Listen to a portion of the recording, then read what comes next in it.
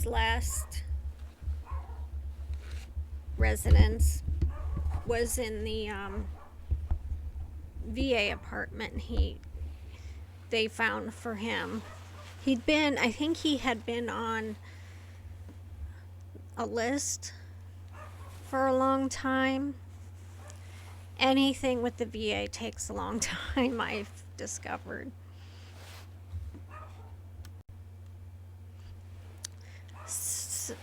Sometimes there were phone calls with him where he said he was doing fine. He'd been to the doctor and he was doing fine. And usually those phone calls were earlier in the day. Like I said before, if he called me in the evening or nighttime, I generally would not answer. I would call him the next day. My mom would talk to him when he called, and in the evening it was the same phone call, just over and over. He's alone. He doesn't have a family, and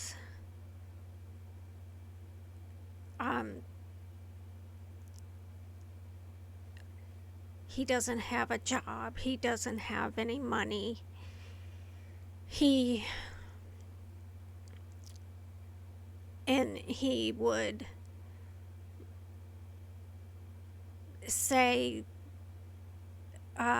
allude to suicide type, say things like, I don't know why I stay alive, stuff like that. And sometimes he would tell us how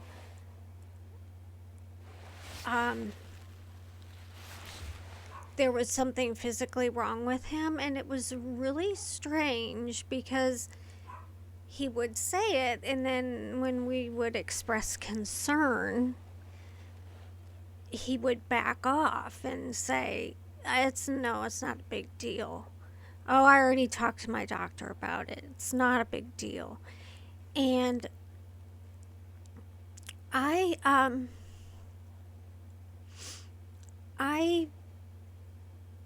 got, from putting the pieces together from these phone calls and little bits of information he would let out, that he knew more about his condition than he was telling us. And that at this point, the permanent damage was irreversible, basically. I know that before that point, he had tried to do some online, try to meet someone online. And, he was self-conscious about not having hair. And, he had some hair loss. And so he's wearing a hat. And at this point, he's wearing glasses like most people his age. He also had a plethora of problems from being in Somalia. He was with the big artillery, and he had his eyes, the surface of his eyes had abrasions from the sand blowing, and tinnitus from the loud noise from the large guns. And just little things that added up to big things. He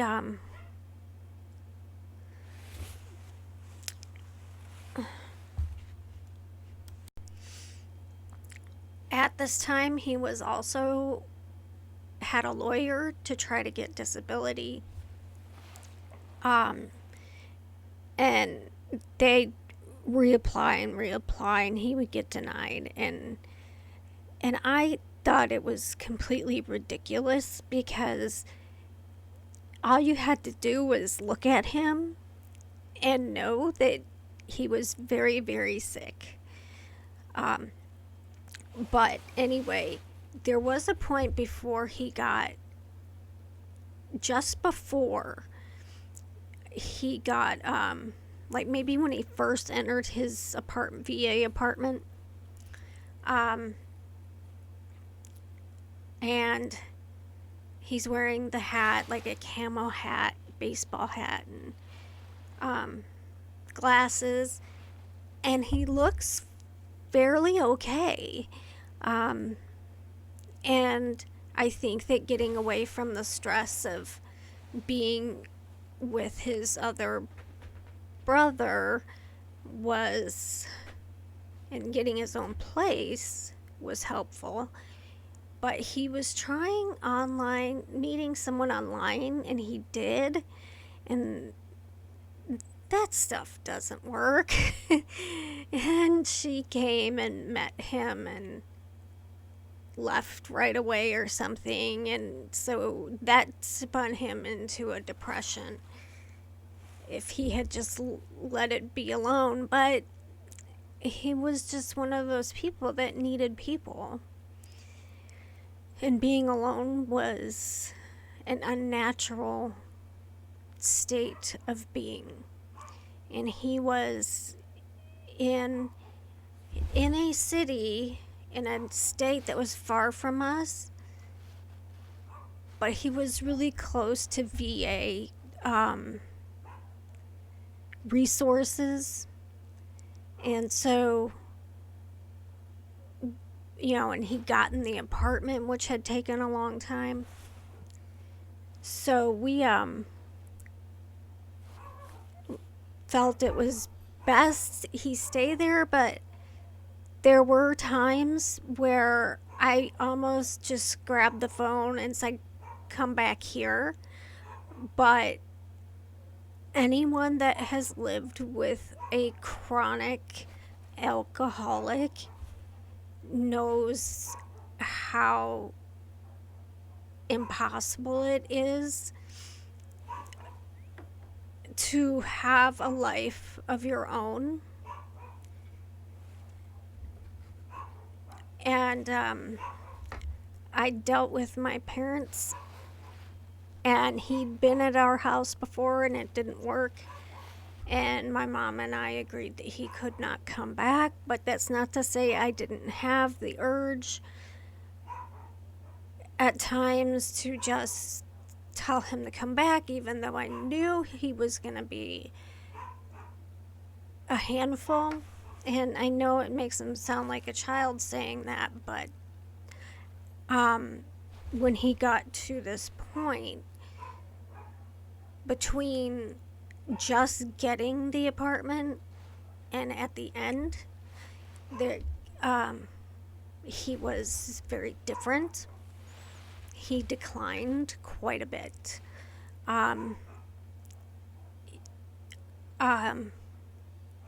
Let's see. It was in February, and so the year before, those 6 months, I would say, before he passed away, I know one time he called us and said he was vomiting blood, which could have been an ulcer and could have been esophageal varices bursting, which is deadly in seconds. So we told him to call 911 And he said, no, I'm fine, just like he did with other things. And we, from our other state, um, he was in Ohio, we were in Missouri. We called the police the city he was living in, to do a welfare check. And they didn't, they, I guess, because he was an adult and he said he was fine. And I don't know, but they didn't even, he refused to go anywhere and they couldn't force him to go anywhere. So, my belief is he probably did have esophageal varices, but he definitely, we knew he had also stomach ulcers, so it could have been that. There was a period in here where I refused to talk to him. I actually, when he was living with us, I actually put I don't know if I mentioned this, but I put a video together and sent it to intervention because I was desperate. I didn't know, I felt that we had tried everything else, and I knew his life was on the line. And I sent it in and I never heard anything back.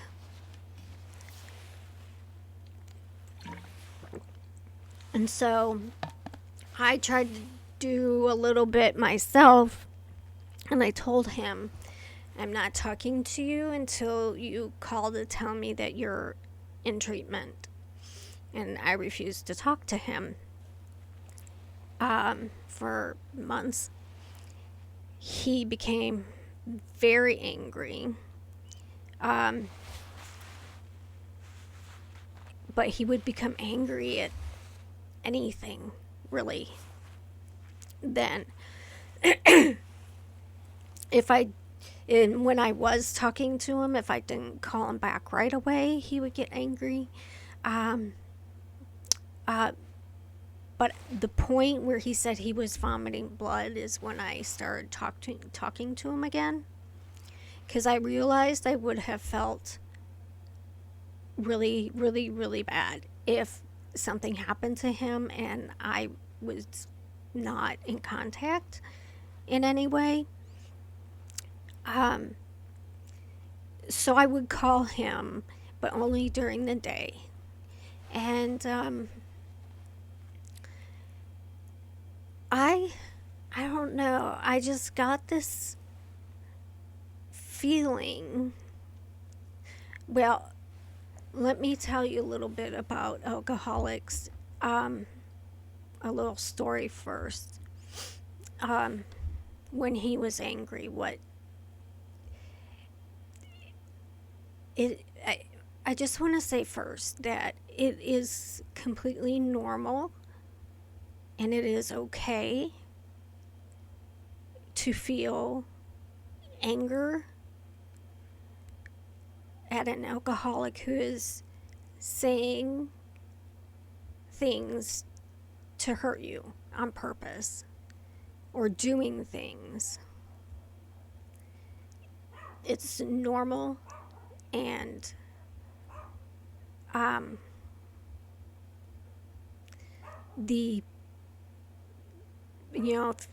I would say the best advice is, if that's happening, just try to get out of the way. But he was very angry at me, and I believe this was when I had stopped calling him, talking to him. And he was saying things to my mom and upsetting her, and I got on the phone and he said, now this is coming from a person who is probably knows that he's dying, he's alone, He's scared.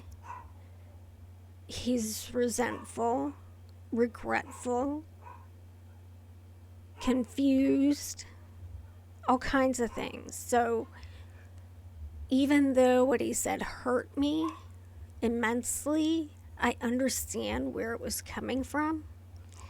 And he said, I don't even know why you use the last name that I use, because you're not even one of us. You should stop using that name. Because my dad came into my life when I was 2. And my mother and him had this brother, Justin, I'm talking about. So we do not share the same father, but I have always used his last name. And I have always been his daughter. So for him to say that I was not really one of the family, he knew that was a tender spot for me, and he wanted to hurt me. And I believe that is what he said, and I don't know. But that's an example of an alcoholic that is desperate. He later apologized, but I was furious. I wasn't furious. I was hurt. But we got past that. He did apologize.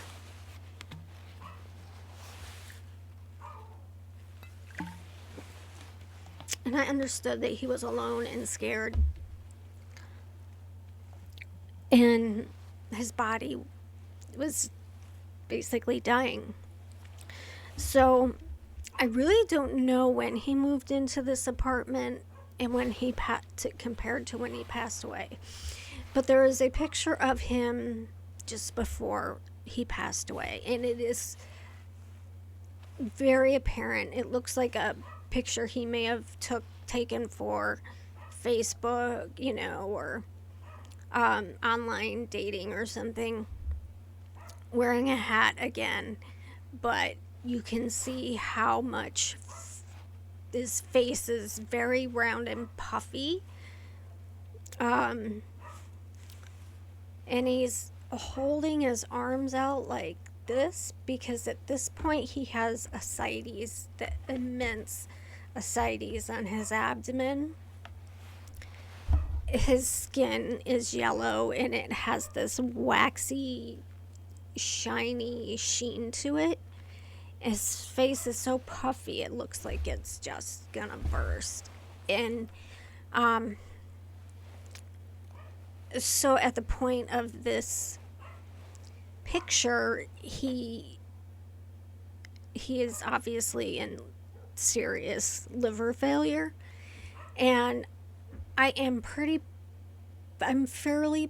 positive that his doctors had to have told him that.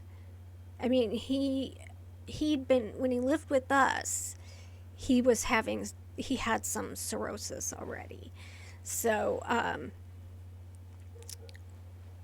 I think by this time his liver functioning was almost nil, and who knows what other organs. I know he had trouble doing things with his hands and his fingers from being numb, so his nervous system and other problems, but cognitive was really bad. He was kind of helpless. When I finally came to the realization that that he was pretty much, you could say, in hospice at this point. I just wanted to make his life more bearable and less difficult, because he would have trouble just figuring out little things. He couldn't drive, he couldn't use the bus, he had to get places. He wanted a dog, and I wanted him to wait so I could be a part of picking which dog so it would be appropriate, but he found a dog through somebody else, through our older brother. So I never gave him cash, but I did have fresh groceries delivered, like a place that was by his house. I would make the order online, and they would take it to his apartment. I paid for the dog's vet bills, make sure the dog had all its shots and dog food and toys and everything, so he wouldn't have to worry about it. Make sure it had ID, was microchipped. And I paid for his Lyft, so he could take the dog to the vet, and he could take the dog to the dog park. He could go to doctor's appointments. I sometimes paid for his phone, sometimes paid for his cable TV.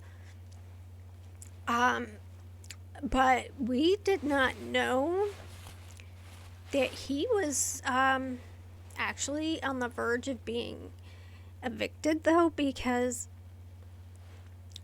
he got a couch from somewhere, from someone. I don't know how or where, but he got this couch into his apartment, and it had bed bugs. And he was supposed to leave the apartment for a full day for them to do whatever they needed to do and get rid of the couch. And he couldn't comply with that. And I think they may have interpreted it as him being uncooperative, but I also think it was winter and he had nowhere to go. I don't know if they knew he had a dog. Well, no, they did, because we went through his doctor for him to have the dog. And normally I'm totally against this, and I would never advise anyone to do this. I got the dog a service dog vest so that my brother could take him in the lift. It was a good dog. I mean, it wasn't crazy. He was very well behaved, but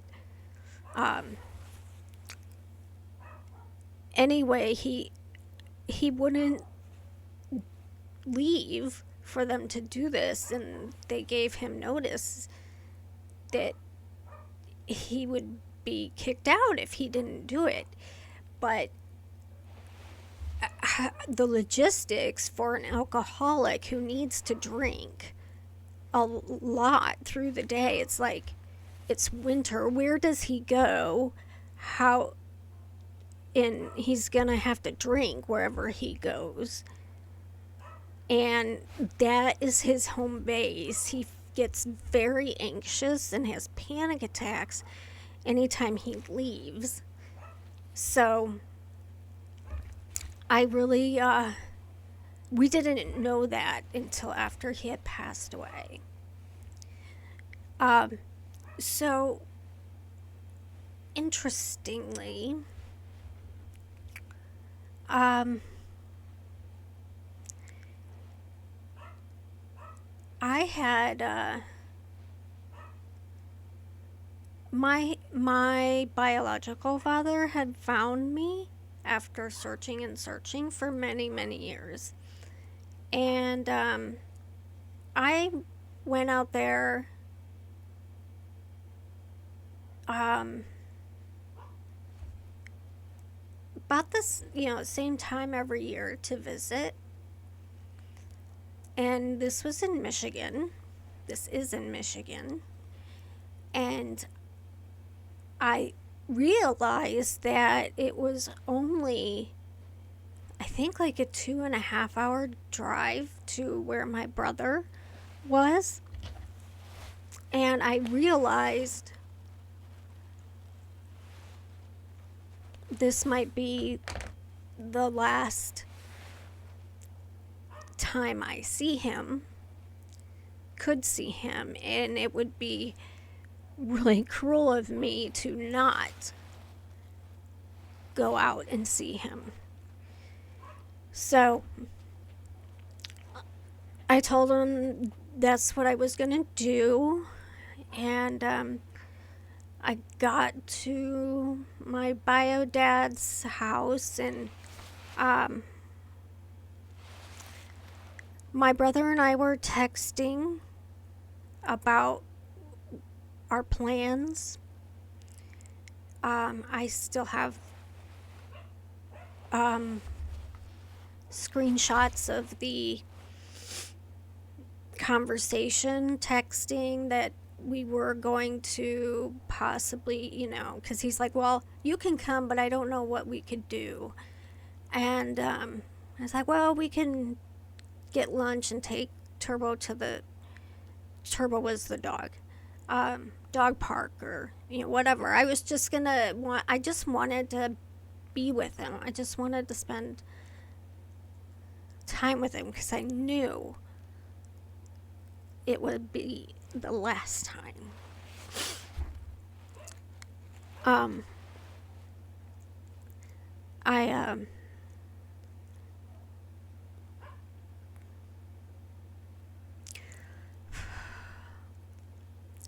So we ended the day with, I said, I'll text you when I leave, because I rented a car for the day to go see him. And I was asleep at my bio dad's, and I was gonna see my brother the next day, and there was a phone call came, and it was my mom to inform me that Justin had been found dead around 10. So it was just a few hours after we had ended our text about our plans the next day. He was found outside with his dog, and his dog was still in the scene. Didn't leave the scene, stayed with him. So, and someone getting out of their car, pulling up into the parking lot, found him, and he'd probably been dead for a little bit already. He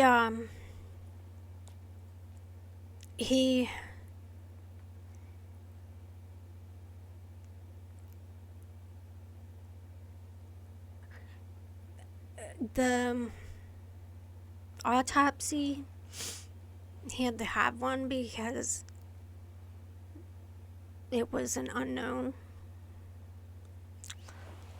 And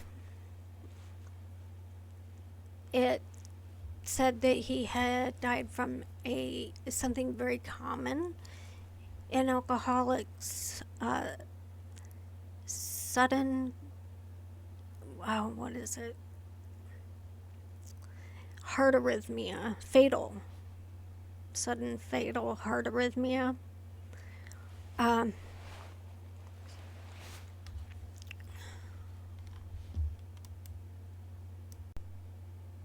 Okay. I always thought it would be varices, or liver fit, like a slow death in the hospital from liver failure, something like that. And I was very upset because, well, I was worried. I wasn't upset, I was worried. And I asked more than one doctor. And they kind of assured me that he probably passed out before he had a chance to realize what was happening. Because I knew his big thing all his life was fear. And he battled fear all the time. And I just, hope he didn't feel like I'm dying right now. That's what's happening. And being alone. Well, he had turbo. And happening, and I'm like, if I'd gone the day before and I'd seen the state he was in, I could have said, no, you're not staying here, you're coming home with me, and again, people were like, well, by that time nobody could have done anything for him, it was over. But I'm glad that Turbo was there with him.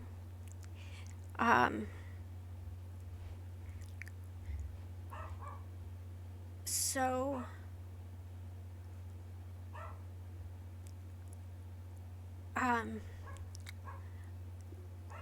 my brother Justin was cremated, and he's in a beautiful, beautiful United States Marine Corps urn in Jefferson Barracks. He got honors, military honors. They shot the guns and gave my mom the flag, and we had this like wake, and there was so many people. Just so many men from his Marines, from his childhood, best friends, men and women, family.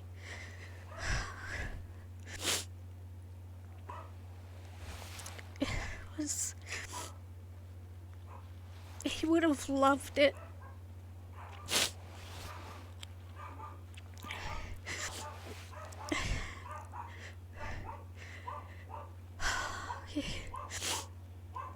He was special. His smile warmed everybody. Maybe he was a pest of a brother, but I was so proud of him.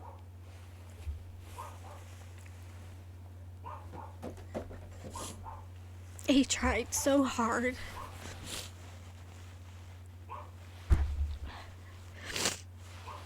like I said, he endured so much with panic attacks and anxiety and uh,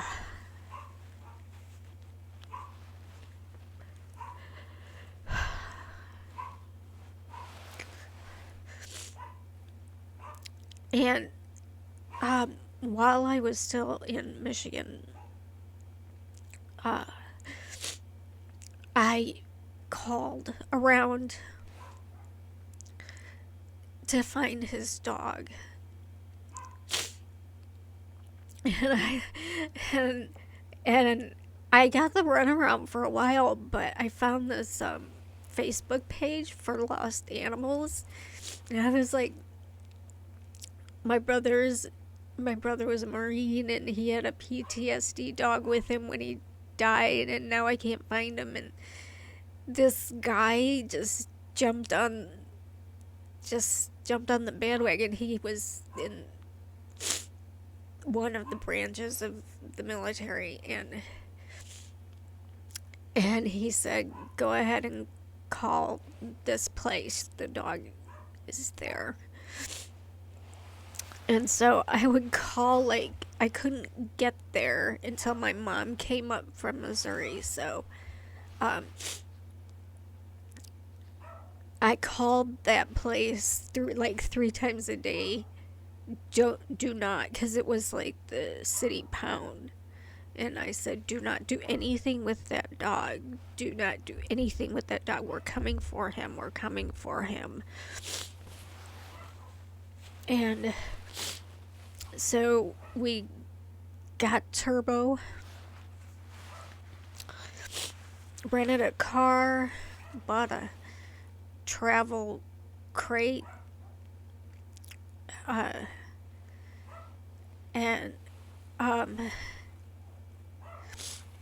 drove him to Missouri. And at the time, I managed an animal shelter. That's how I knew what to do to go looking for him. That's how I knew who to call, where to look.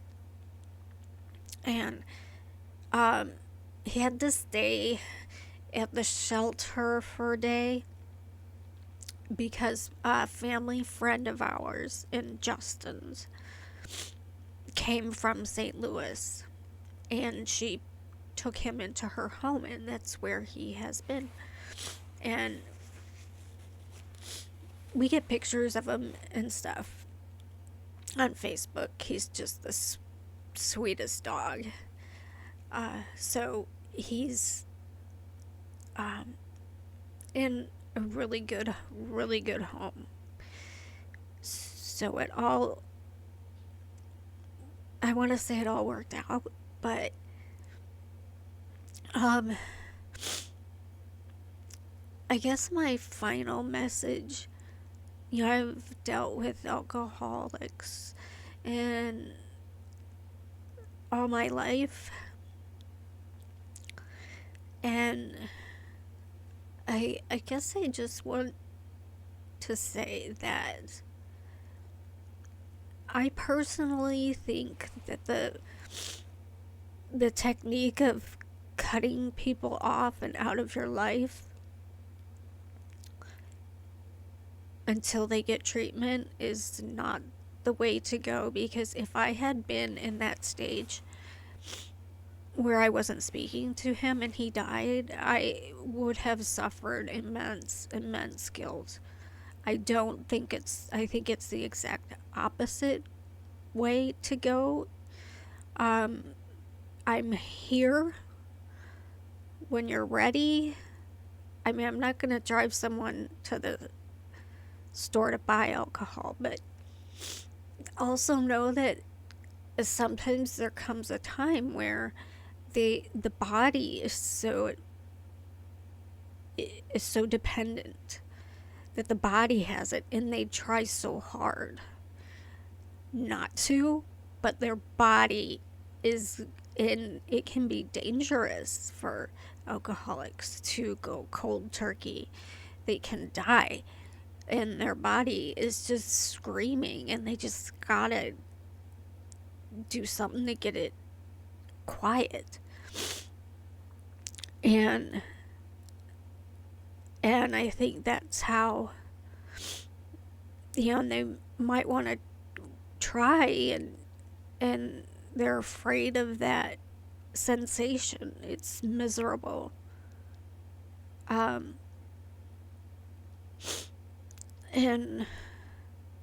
also know that it can affect their minds cognitively, like biologically, like even after they have stopped. They may be disabled cognitively forever, or at the time you're dealing with them, so their decision making isn't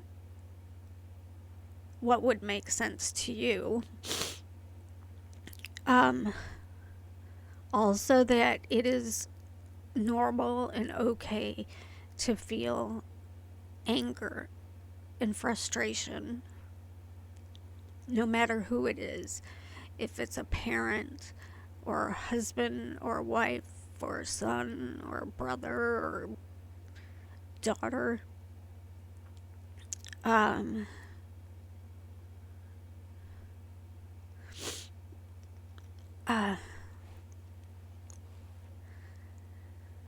I guess, to me,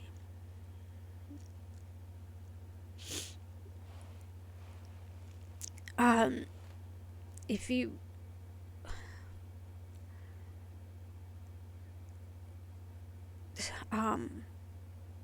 just saying, when you're ready, I'm here. If you're in danger, I'm here. I might make decisions that make you upset, but it's because I love you, or I have to take care of myself.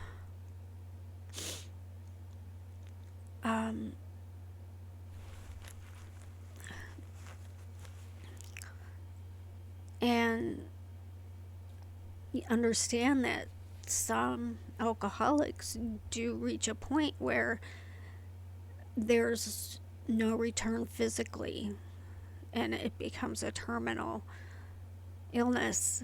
And at that point,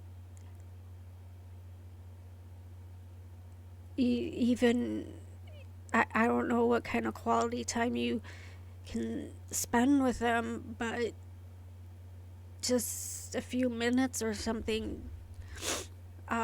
because they're probably very scared. Maybe some can come to terms with what is before them, but I know myself that I'm terrified of dying. So for someone to know that they are,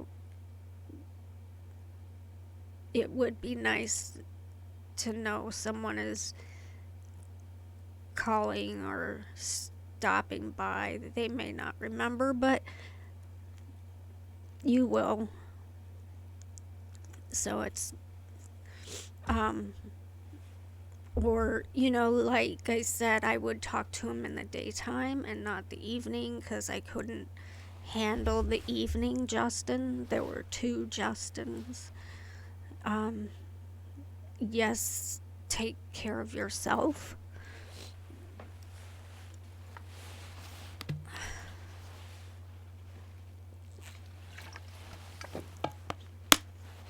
And know that when they're gone, they're no longer in pain and no longer suffering. And they're finally relaxed and warm and loved and happy at the beach. That's when we think of him, we're like, he's at the beach in the sun, in the sand, and at the animal shelter, we made a room in honor of him, in memorial of him. And the theme was a beach, and the floor was painted like a ocean blue, and the walls were yellow for the sun, and there was a clock that was a sun, and plaque with his picture, and this is Corporal Justin and his faithful friend Turbo, and these bright prints of dogs and cats and stuff for when people were looking to adopt, they would go in there to get to know the animal. So that is the story of my brother, and I hope that and myself, and I hope that it was helpful to somebody somewhere.